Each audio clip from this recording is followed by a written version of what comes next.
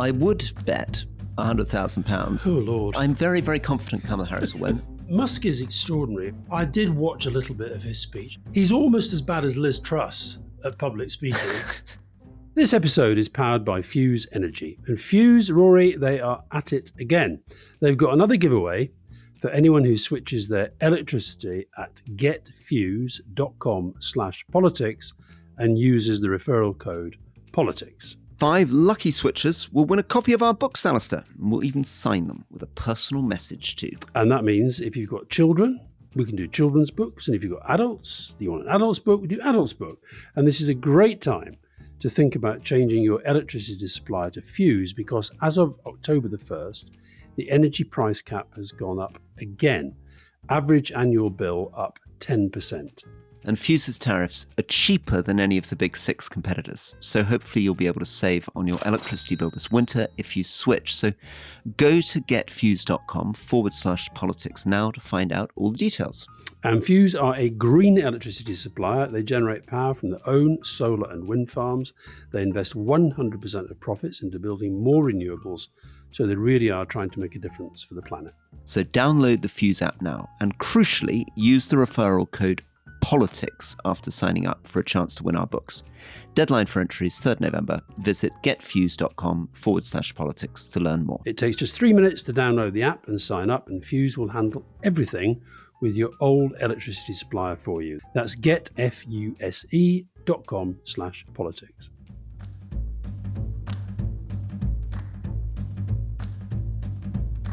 Welcome to the Rest of This Politics with me, Rory Stewart. And with me, Alastair Campbell. Let's start on the US media. The 3 big newspapers, serious newspapers in the US, are the New York Times, the Washington Post, and the LA Times. And the New York Times has come out and endorsed Kamala Harris. But very unusually, the Washington Post and the LA Times have refused to endorse a candidate. And when I say very unusually, the Washington Post has basically regularly endorsed a candidate all the way since the 1960s, early 1970s. There was an exception in 1988, I think.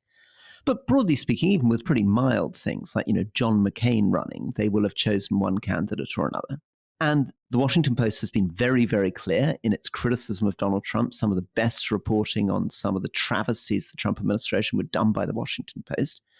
But it's decided not to endorse, and the LA Times the same. So over to you for some commentary. Well, the obvious conclusion, the Washington Post is owned by Jeff Bezos, who until Musk came along was reckoned to be the richest man in the world, owner of Amazon, gets hold of the Washington Post. The publisher, which is kind of like an editor superior to the editors, is a guy well known in Britain called Will Lewis, former right hand to Murdoch, former right hand to Boris Johnson, accepted one of Johnson's ridiculous resignation honours. And he is the one who was given the job of telling the staff that they were not going to be picking sides between Trump and Harris. And it is widely reported, I don't know, but widely reported, that this is Jeff Bezos not wanting to offend Trump before the election. And it then emerged that senior executives from Jeff Bezos's space exploration side of his business had been in discussions with Trump about a big NASA contract on the same day. So the very strong sense, at the least, they've dressed it up as a sort of, going back to our tradition of just letting the reader make up his own mind, her own mind. But it smacks to me of absolute cowardice, and deservedly, they have been losing an awful lot of subscribers in the last 48 hours. Yeah, the whole thing's a bit weird, isn't it? Because the sympathies, the Washington Post and the LA Times, are very clear. Their editorial boards are very pro Kamala Harris and against Donald Trump. And Woodward and Bernstein, who famously from the Washington Post blew open Watergate, have put out a statement on Twitter condemning what the Washington Post has done. And very, very few of the core supporters of Donald Trump read the Washington Post. So what on earth is happening? I mean, it would be a bit like, a newspaper like The Guardian suddenly deciding it didn't really know what it thought about Donald Trump. So it's not going to have any impact. Everybody knows what the Washington Post thinks. It not endorsing isn't going to change anybody's electoral behavior. So presumably in the end, it has to come down to the business interests of Bezos. Yeah, I think that's right, and I think that's what I mean by cowardice. I also think, by the way, that if that is the motivation, Donald Trump is not going to be impressed by that, because he will be thinking, well, why aren't they backing me? Because we know what he's like, and maybe this is quite a good bridge via Musk into the whole the question of this enormous rally that Trump did in Madison Square Garden, where Musk and Tucker Carlson. This just shows you the way that, we talk about the sort of incestuous media politics world in the UK, but this is where Musk and Tucker Carlson, two media figures, were very much part of the kind of headline act ahead of Donald Trump as the sort of top headliner. And it's very, very hard. I didn't watch the whole thing. Peter Hyman, my former colleague from Number 10, was there, and he sent through. I passed on some of his comments. Here's your friend Peter Hyman. This is describing the Trump supporters in the crowd. One said that Kamala Harris was pathetic if all she's got left to close the campaign is abortion and Hitler. Many of them saying she's vacuous and airhead, doesn't have a single idea. Lots of talk of Harris's word salad. Largest mass deportation, right, which is this Trump idea of mass deportation of immigrants, very popular. Strangely, given that Kamala Harris will be the first black woman president if elected, Trump seems to have a better personal story to tell, the comeback kid. Every speaker repeats they tried to jail him, shoot him, etc., but he got back off the ground and fought back and will restore America's greatness as celebrity with genuine grit. I didn't watch the event, but I've been looking at lots of it on social media this morning. Virtually every speaker used this phrase about, they tried to kill him. The person who tried to kill him was a registered Republican. So the way that the Republicans, the Trump people, just rewrite history as they go is pretty extraordinary. I thought that the bits that I saw were, pretty horrific. Anthony Scaramucci, our US colleague, he said that he thought this could be an election losing event because there was this terrible joke about Puerto Rico. And do you remember when we met the Marshall Scholars in that trip organized by the Marshall Scholars in London recently? There was a Puerto Rican congresswoman who was a Republican. And I was sitting next to her at the dinner and she was trying to persuade me that Trump wasn't as bad as I thought, etc.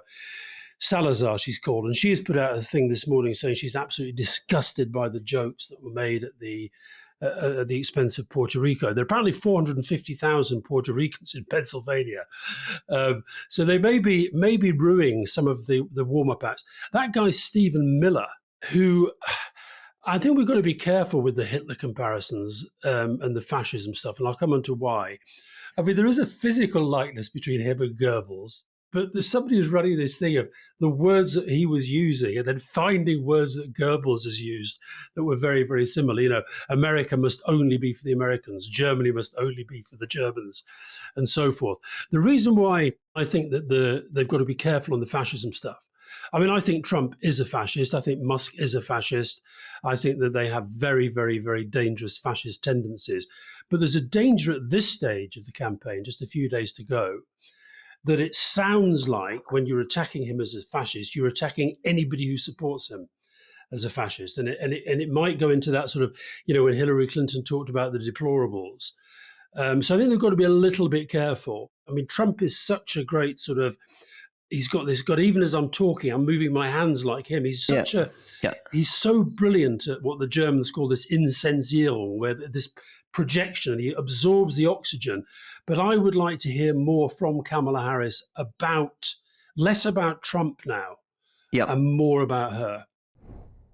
We interviewed Bill Gates on Leading, and one of the things that people will pick up if they go back to our interview is how reluctant Bill Gates was to say anything public about Trump or indeed any other world leaders. It seems as though he's given $50 million to a political action committee to basically financing Kamala Harris's campaign. And it also seems as though Jamie Dimon, who's also this kind of great celebrity banker, is lined up for a position in Kamala Harris's team. But again, they won't come out and criticize Trump publicly. And it feels as though that's a little bit also connected with Bezos. And one got that sense, didn't you, when we were talking to Gates? That, yeah.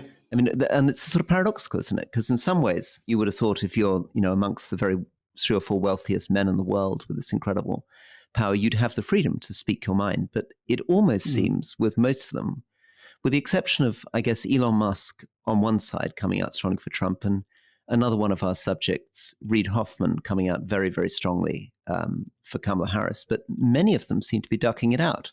Yeah, although when it comes to the sort of mega celebrities, then it's Kamala Harris is winning hands down. I think I think if you're going to go for Beyonce or Tucker Carlson, I think I know who most people will be.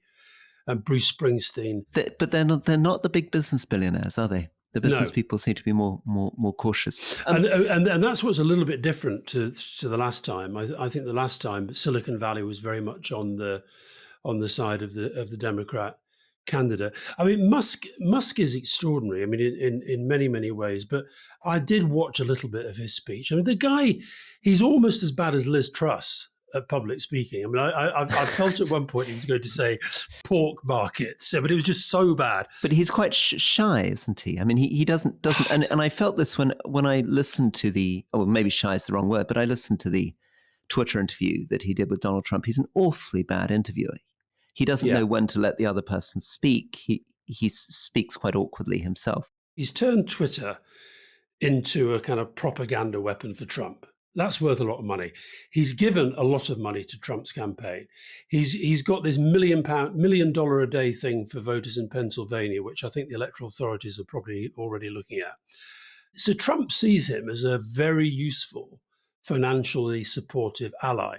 There was one bit last night where Musk was sort of blathering at the microphone, and there was a guy there, I don't know who he was like a compere type person, who sort of butted in and asked him a question. He said, how much money are you going to take out of this multi-trillion pound wasted government budget that we have? And he just sort of stood there, I don't know, 2 trillion? And the guy goes, 2 trillion. And it just felt bizarre, weird, not thought through. I think Musk is just enjoying being a mega celebrity.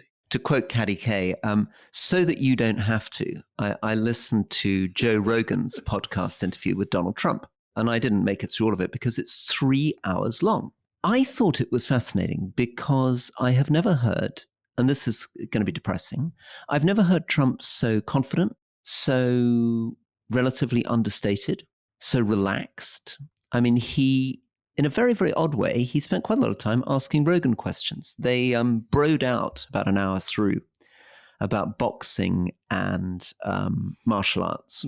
And Trump was just very confident, just saying, can you just help me understand what changed between the 15-round boxing rules and the 12-round boxing rules? And then Rogan would talk for a couple of minutes and Trump would be like, that's very interesting. And that guy that was killed, what happened there? And then Rogan would talk a little about dehydration. And so that's one thing. Second thing, I totally disagree, I'm afraid, with Anthony Scaramucci's idea that there is strong sense of mental decline. That is a 3-hour interview where I didn't see any sense of mental decline. I mean, I think what we're picking up when they talk about Trump's mental decline is Trump's personality, which we've known about for 15, 20 years. He always sounds. Yeah, and his inability to differentiate between truth and lie. Yeah, absolutely. But he is crisp, he listens, he responds.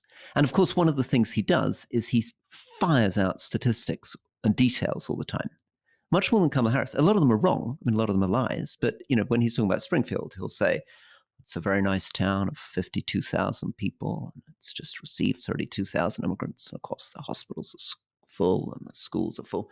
And then he'll move on and but almost everything he does is much more, if you haven't heard a long interview with him, it's quite interesting. It's much more filled with data, much more filled with anecdotes, concrete examples. One of the things that makes him a very good speaker is that he's always able to reach for the detail, even if it's complete fakery, right? Yeah. The bits I saw, I didn't watch the whole thing. I sort of flitted in and out and fast forward. And so there was this bit where Trump seemed to concede, rarely for him, that he'd lost against Joe Biden.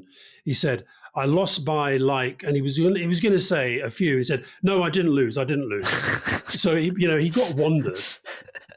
So I think the other thing, I sent you this thread from a guy who was saying that what that Madison Square Garden audience felt like was the culmination of all these male-dominated, in fact, exclusively male, usually, chat groups in the early days of the internet, 4chan, Reddit, where they were telling each other, and then the whole incel community, essentially saying that, their power, their strength was being taken away and they've got to get it back. And they see in Trump somebody who will get it back for them. The other big event in the campaign, I thought, this week was Michelle Obama's speech. You and I both thought that Michelle Obama was probably the best speaker at the Chicago convention. And I thought her speech the other day, I mean, it could have done with a bit of a trim at points, but I thought it was a brilliant piece of oratory. And I thought the way that she was speaking to men directly about the impact of Trump upon their wives, their sisters, their daughters, their nieces, I thought that was very, very powerful. A couple of quick things coming behind you. You mentioned women, and I still think that's the number one big fact. I am incredibly confident that Kamala Harris is going to win this, and win this by a large margin. And I would bet £100,000. Oh, Lord. I'm very, very confident Kamala Harris will win, and I think the odds are ridiculous. I think the fact that they're favoring Trump so much don't reflect your big point.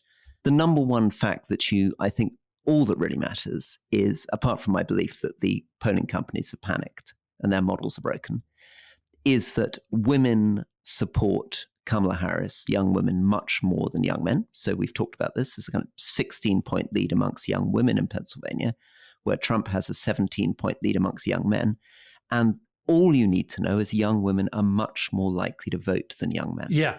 The point I was going to make about the polls, and again, this goes back to the Joe Rogan interview, and Trump does do a lot of sort of thinking out loud. And he actually said out loud at one point, he says, you pay like $500,000 to these polling companies. And he's speaking there as you, the candidate, you, the campaigner. And they go out and they talk to 251 people and they come back and tell you this stuff. And what he was admitting, this is the thing that Scaramucci and I talked about at the O2, was that there's this kind of concerted buying of polls to come out with a certain outcome that you want. So what I think this rally is about, what I think a lot of the stuff with the polls is about, what the whole sort of all this kind of stuff moving on the markets is about, and Musk is at the heart of this, is getting to a point so that if and when Harris wins, they can be in a far better position to say this was stolen. Right. Just quickly on the question of turnout. So my friend is canvassing in Michigan, and he did Pennsylvania in the last two elections, now doing Michigan. So I've spoken to enthusiastic voters for both Trump and Harris, people who are not planning to vote, the famous undecided voter who needs more information, and families who are voting in different directions. But by far most importantly, I've talked to people who still don't know where their polling place is, or more dramatically, when the election is. Wow. Right. All this does not play the huge role in every swing voter's life that we imagine it is, which is why turnout in these last few days is so important. Each day of door knocking literally takes me from a trailer park or grinding poverty to an opulent gated community. And he really believes that, I know that I've personally moved hundreds of voters across the line to actually cast their ballot in the years I've been doing this. In a given day, it may be only one or two, and a few days a dozen. But when things are this close, it really matters. So this is his point to you, Alastair. He says, remind US listeners to knock on doors before election days, get out the vote. Knocking on doors is the ultimate way to disagree agreeably, having real human exchanges with decent people of all political persuasions. The other point about Michelle Obama's speech, a couple of things. She used the same message that she had at Chicago. Don't just complain, do something. Get out, get people to vote, drive them to the polling station, find out where they're going to vote, etc. And the other thing she made the point, and Liz Cheney did the same when she was on the stump with Kamala Harris, is directly saying to women, it's a secret ballot. In other words, you don't have to listen to your husband or your brother or your dad to tell you how you vote. You decide how you're going to vote. And it is really interesting the extent to which this sort of gender divide has become so big. So listen, I'm not as confident as you. I wouldn't bet £100,000. I've been speaking to too many Democrats who are just sounding very, very, very jumpy. Now, partly I think that's just a feeling you always get at this stage of the campaign, particularly when the polls are so close. But I also think that in the closing days, I'd like to see, less of the celebs, keep the attacks going, but at a lower level. I think at the Kamala Harris campaign level, I want to see her as her because I think she's a very attractive personality, and I get all the stuff that Peter Hyman's saying. What that's about is that the negatives that they've been pumping out about her, they're getting through. But the more people see of her being at her best in the closing days, then the better that is. And sorry, just finally on that, you'd want her talking about the economy, talking about cost of living, talking about what she's going to do for the American middle class, talk about what she's doing for the American economy, this kind of stuff. Yeah. And giving a bit of hope, and things feel terrible, and the climate. I mean, the climate's just kind of gone from the debate. Yeah. Look, that speech she made at Chicago, what Michelle Obama did, basically, I know it's easy for her because she just dips in and out. And one of her best lines in the speech was, "Everybody knows I hate politics," right? But she made the same speech in a different context to the one she made in Chicago. Kamala Harris, I think, has to do the same. She has to recapture that sense of optimism. This is a big change moment, and we've got to make the right choice for the future. And here's what I can deliver to you, and let everybody else take out Trump.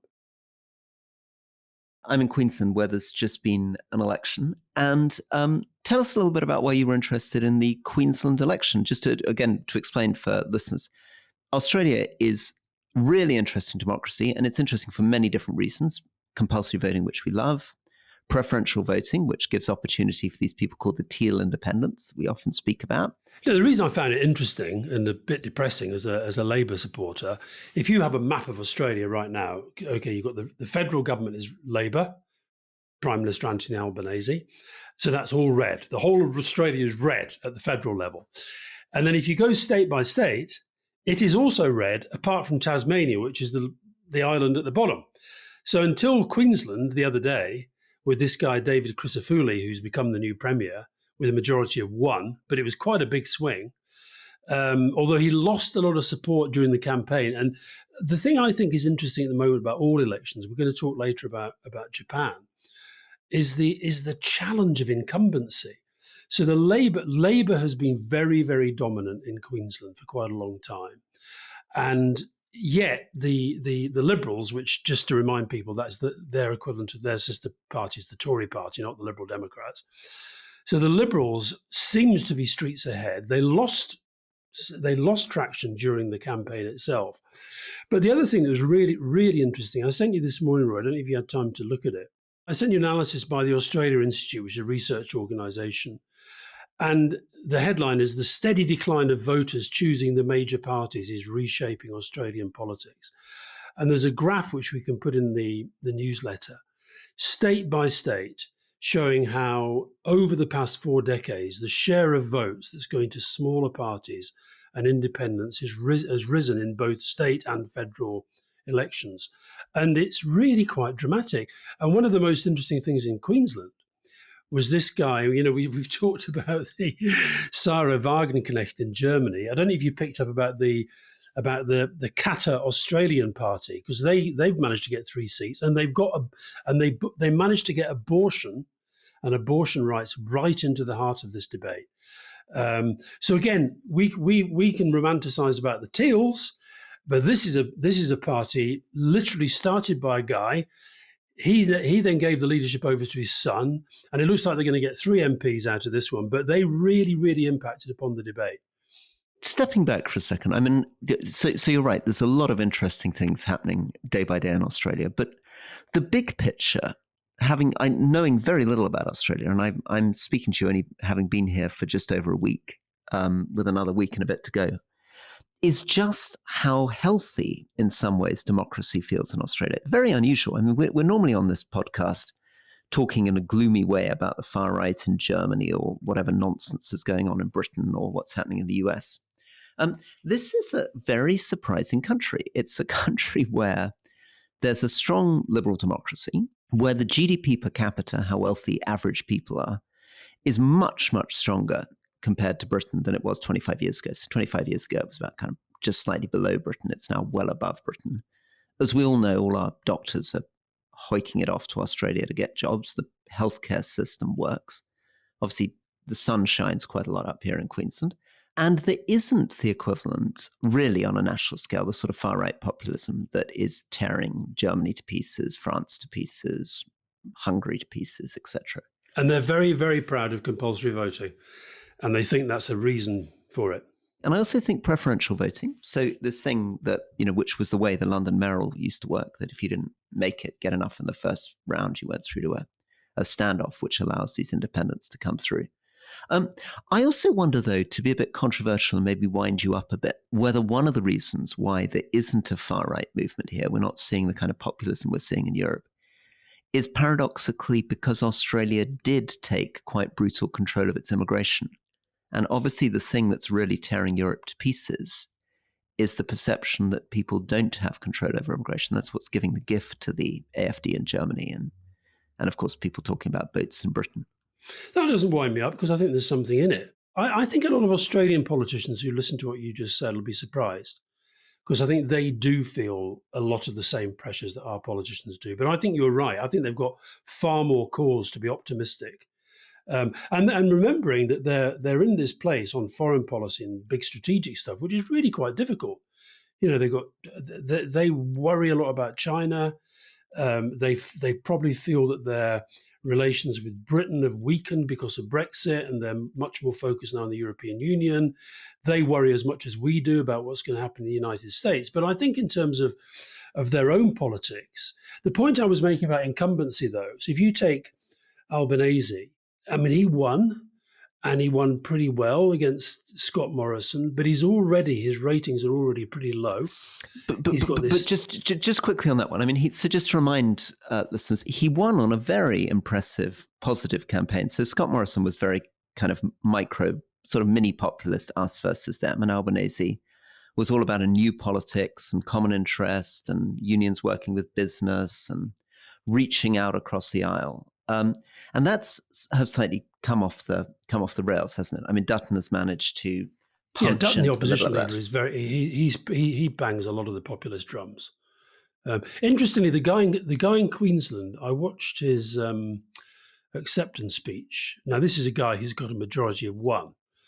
In Brisbane, the capital, he got very little support. What happened was a really big rural urban divide. So they got a lot of support in rural areas, less so in urban. I mean, that's the way in which, although I think we both agree Australia's in a much stronger position than many other liberal democracies, that's a sort of parallel, isn't it? Because there's a sense that Labour, the left, is increasingly becoming a party of better off urban people and rural communities.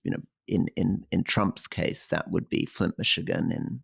In Boris Johnson's case, the Red Wall are increasingly voting conservative for cultural issues, conservative for cost of living issues, whereas the left is getting the cities. Yeah, exactly. But I think Dutton, who's this former policeman, he's literally completely bald. He looks like a bit of a hard man. And he is proving to be quite a difficult opponent for Albanese because he's just going pretty much full on pressing the populist buttons. Now, we'll see if it works. But my point is, I just think incumbency is such a hard thing in modern politics. And I think that's why Labour have lost in Queensland. Incumbency very hard, and also trying to hold the centre, trying to hold the progressive centre is very difficult. I mean, the classic example for Albanese is that even though the Australian economy is in a position that would be the complete envy of the British economy and, able to run budget surpluses and things we can even fantasize about, nevertheless, of course, cost of living really matters. People are feeling it. People don't like what's happening on interest rates. They don't like what's happening on housing prices. So that stuff makes it feel like the Netherlands or Canada or Britain. It's got a lot of things in common. There's also a problem of stagnant median wages. So another problem they've got in Australia that we all have is this problem about what's happening to people on lower wages. But Israel, another classic example of ways in which Australia is not that different to the rest of the world. Albanese's stuck. On the one hand, he's accused by the Murdoch press, and I'd love to hear you a little bit about the Murdoch press in Australia, but he's accused of abandoning Israel by them. And of course, the progressives and the Greens accuse him of being complicit in genocide. Yeah. Murdoch and the Murdoch papers in Australia probably, I think you politicians probably talk about them way more than ours do because he has this big network of regional papers and they are pretty vile about Labour. They always have been. They've loved these sort of, a bit like with the freebie row with the UK Labour Party. They've had this great thing to get their teeth into recently because Albanese and his partner have bought this multi-million-pound luxury beachside house. And how did he afford that? He came from quite a modest background. Where does the money come from? Well, I don't know. I can't say I've looked into it as deeply as the Australian papers have. All I know is it's causing him a lot of grief. Also, freebies on Qantas is also causing some problems. He's been getting upgrades on Qantas. Yeah. So I think there's some echoes of Britain there too. Yeah. Yeah, that stuff never helps, does it? In the last podcast, we raised the issue of Georgia and Japan. Both were going into elections, and both have turned out to be really, really fascinating. So to depressed listeners who are already, worried that I've miscalled the US election, Georgia, where it looked as though the opposition parties were in a pretty strong position, and most of the polling was suggesting they were going to win, and the exit polls suggested they were going to win. Skippy-doo, sudden surprise, the pro-Putin, authoritarian Georgian Dream Party has suddenly brought in a massive victory, up from 48% in 2020 to 54% in 2024, getting over 90% of the vote in some of these rather remote rural minority areas of Azeri Shia Muslims and Armenians and various others who've turned out in astonishing ways as far as possible from the election monitors in Tbilisi. Anyway, over to you. There were a number of exit polls that came out as soon as the polls closed, and most of them gave the combined opposition, several parties who are all united by their opposition to Georgian Dream, gave them the win. And then a polling company with very close links to Georgian Dream came out and basically said, no, they're all wrong. It's 54% for Georgian Dream. And then the Electoral Commission, which also has pretty close links to Georgian Dream, they came out and said Georgian Dream has won. And then you've had the president, no less. The president of the country has gone out and said this election is being stolen, and is calling on people to take to the streets and protest against it. And meanwhile, you have, just to give you a sign of whose side people are on, Viktor Orban, as we speak on Monday, is en route to Tbilisi to congratulate the Georgian Dream on their wonderful historic win. And Georgian Dream have always said that Orban is like their model. And one of the things that people should be really, really worried about, and Guy Verhofstadt, another of our previous leading guests, he has constantly been very, very critical of the European Union and the European Commission for not being strong enough on Orban and the anti-democratic tendencies that he is, exporting to different parts of that region. He is basically saying that, surely this is now the sign that the European Union has to take far more seriously the way that Orban operates, the way that it links up with Russia and their interference in elections and so forth. So this is a big deal, and it's a bad deal.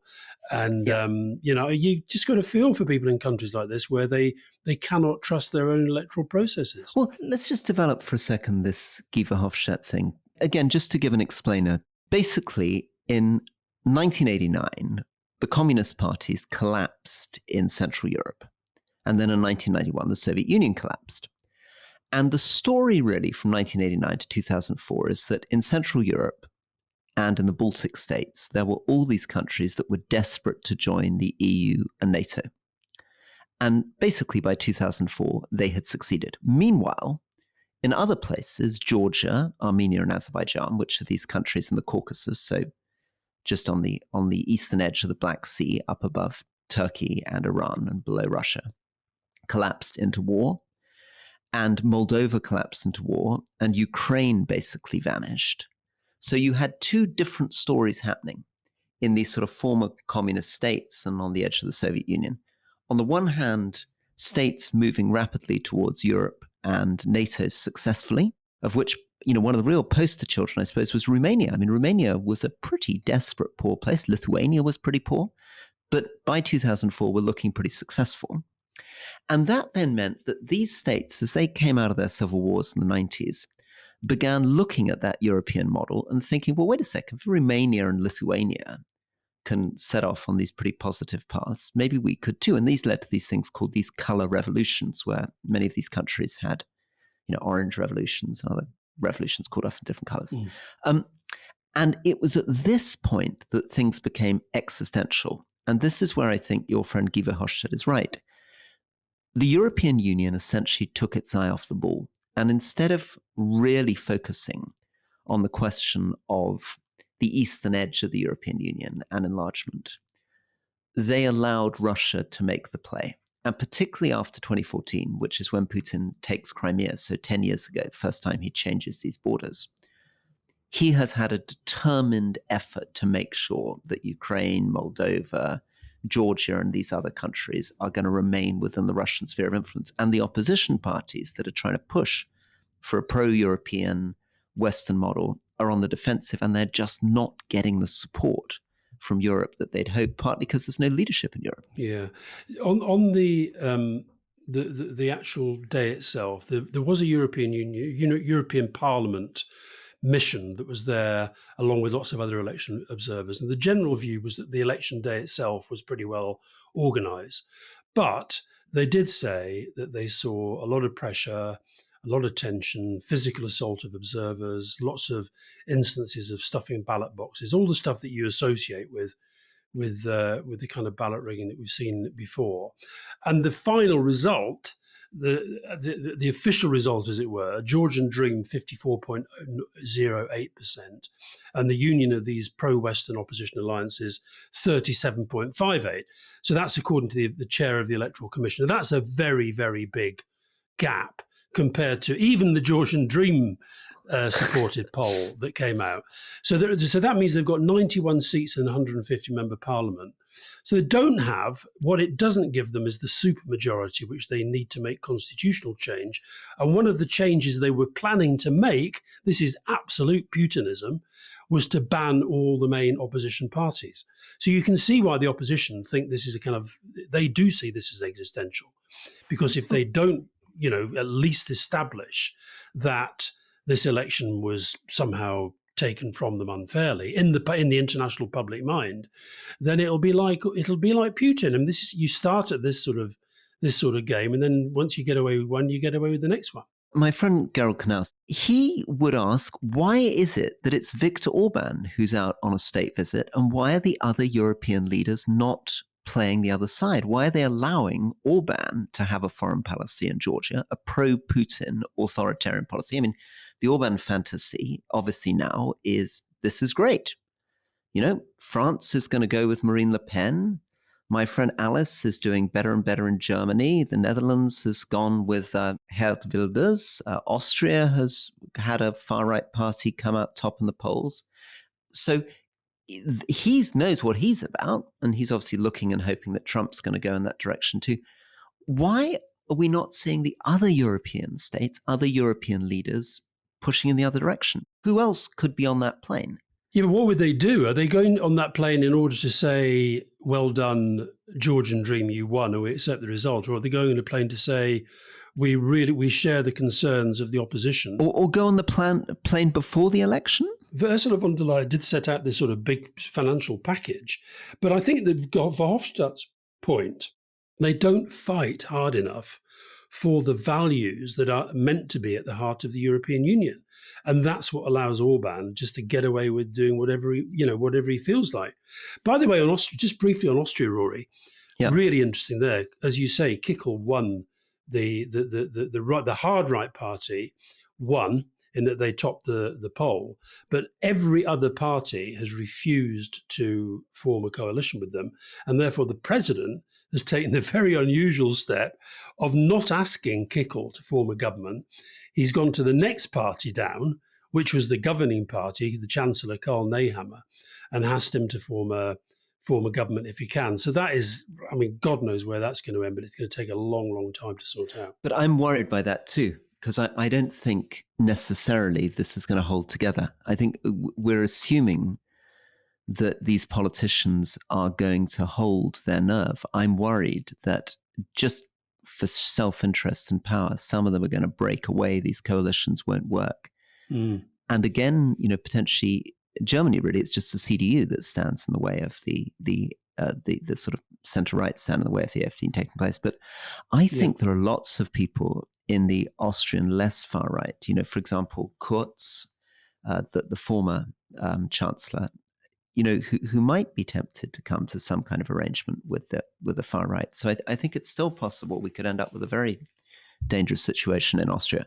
The other thing is the numbers. I mean, the even if you put what would be a grand coalition of the Conservatives and the Social Democrats together, you end up with a majority of one, which is why they're now talking to the Liberal Party to try and build something bigger.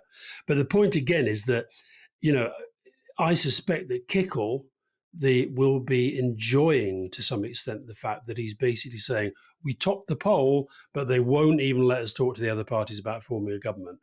And therefore, that might lead to another election down the track. Which presumably Marine Le Pen is going to lean into. I mean, that'll be an obvious narrative for her going into a presidential election. So let me just finish then on this. What has gone wrong with European foreign policy? They spent a lot of time between sort of 2004, 2014 mucking around with treaty change. And a lot of the treaty change was about creating an external action service and a common European foreign policy. And basically, they put a lot of money into the Middle East, but they now feel completely irrelevant in the Israel, Gaza, West Bank, Lebanon debate. They seem to have taken their eyes off the Caucasus and Georgia. The Balkans is not going well. Serbia is not going well. Kosovo is not going well. Bosnia is not going well. Afghanistan, they seem to just throw in the towel as soon as the US announced that it was leaving and that they had no independent policy at all. So what's going on? What's happened to the idea of European foreign policy? I think you're underestimating the impact that the drive towards nationalism is having on the big international institutions. You could say the same question about the United Nations. There was a very good interview I saw, by the way. A French politician was interviewed, and he was saying he was arguing for much stronger European foreign and defense policy. This French guy was making the point, he says, are we really going to sit around every 4 years dependent upon the votes of a few people in Michigan and Wisconsin to decide the security of Europe? And he was basically saying that the reliance, the dependence upon America for our security has just gone on too long. We can no longer rely on it in the way that we have done since the Second World War. So I think you're being a bit harsh about foreign policy. I think it's actually the deeper question is, why has the politics of international institutions become so bloody difficult? Yeah, but there's also a question of European leadership, isn't there? Because Macron is seen as a sort of slightly pompous Louis XIV figure holding forth in the Elysee if you're German or Swedish. And your friend Olaf Scholz, the Chancellor in Germany, doesn't exactly have a real credibility or legitimacy. So it's quite difficult to see. You normally say my friend Macron, not my friend Scholz. Yeah. You're picking up a few Aussie habits. You basically you're whacking the ball. You just hit the ball hard. Yeah, but where's the European leadership? Where are the people who are really going to be able to articulate what that foreign policy is or lead on issues like the Middle East or Caucasus or Balkans? Well, listen, Ursula von der Leyen has got another term. And I think she's a pretty impressive figure. But I think it's very, very difficult at the moment as the head of any of these big international institutions. They're dealing the whole time with politics that has become much, much more fractured, much, much harder to coordinate. And Orban, this is where Verhofstadt is right, Orban is just taking the piss. He's not waiting for a consolidated, agreed line between all the countries of the European Union about how to respond to the Georgian election. He's just saying, right, okay, my side won. I'm in there to say, well done. That, I suppose, is the other alternative, isn't it? Which is maybe accept that you're not going to get a unified European foreign policy with people like Orban around.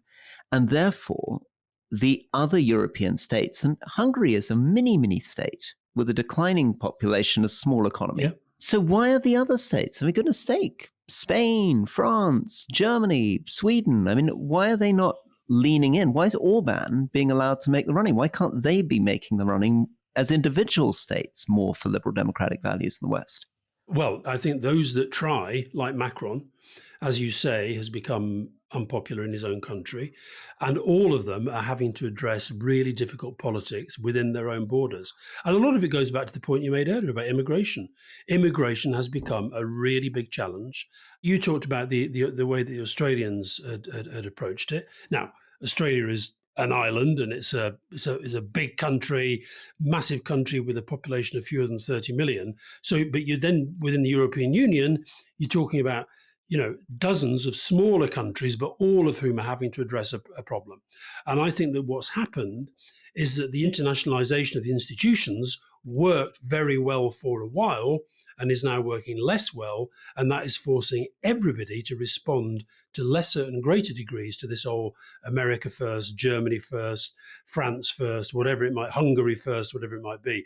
And don't forget as well with Orban, there's a guy whose domestic record is actually pretty poor. Yeah. First of all, he's got a grip of the media, got a grip of the legal institutions, played the Putin playbook, and now is able to sort of parade as this big foreign policy figure. Well, it's very depressing. Which brings us finally, just to conclude, with an update on Japan. So attentive listeners of the podcast, and indeed attentive followers of world news, will have followed the fact that there's been a new prime minister in Japan, and the new prime minister chose to do the one thing that the rest of his politics advises against, which is calling a snap election. Did not work for Rishi Sunak, who, had he held his nerve and held on, would now be looking at better economic figures. Didn't work for Macron, who got himself in a bit of mess, and it hasn't worked for the Japanese prime minister, who looks like the domination of the LDP, which has dominated Japanese politics since the 1950s, had a bit of a wobble in the 90s, but has been absolutely the dominant force since the late 2000s, has basically come to a grinding halt as a disparate coalition has come after him, and he's managed to blow his majority. I think when we talked about it, I said that I still reckon the LDP would somehow pull it off, but they haven't. With their coalition partner, Komito, they've got 215 out of the 465 seats, so they're pretty well short. You need 233 to get a majority. And Shigeru Ishiba, who's the former defense minister, this was his sixth attempt at becoming party leader. And he said that he called the snap election to bolster his position. Well, it really, really has backfired very, very badly. He's going to stay on, he says. He's going to try and build a coalition. The guy who ran his campaign has basically decided to fall on his sword. But I think it's very, very hard to see how this guy lasts long term, not least because he's actually not very popular with his own MPs. And if you're not very popular with your own MPs, then the election suggests that you're not very popular with the public, it's hard to see how you survive much longer, to be honest. So, just again to sort of bring finally, just to make Japan, which is a very, very, just the most fascinating country, but to make it more real for British listeners, there's a little bit of the Ming Vase strategy stuff going on that we talked about in the way that Labour ran against the Conservatives. So Mr. Ishiba himself had initially sounded like he was very radical. In fact, one of the reasons he was unpopular with MPs but popular with the public as a whole is he was always seen as a real kind of radical guy, and he was going to be doing stuff on interest rates and capital gains taxes and an Asian version of NATO and also. Anyway, he abandoned almost all of that. Meanwhile, the opposition, and this again is a little bit out of the Keir Starmer playbook, ran a campaign where it was almost impossible to see any policy difference. What they were really running against is the LDP being a bunch of corrupt, elite, out-of-touch guys. And it was an election... Been in power for too long. Been in power for too long, exactly. It's your anti-incumbency. It's general sense that these people are corrupt and useless, rather than any grand, specific policy proposals. Yeah, and so the opposition clearly have increased their presence in the Parliament.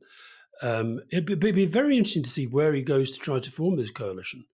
But I suspect that this won't be. I can't see them putting up with him for that long. They're pretty ruthless, the Japanese, when it comes to their political leaderships. You and I are going to be back tomorrow, Wednesday, with question time, and then Thursday, we're going to give our views on the budget. Are you going to be able to watch the budget somewhere, Rory? Yeah, I'll be able to watch the budget. I will be able to watch the budget somewhere between Sydney and Brisbane.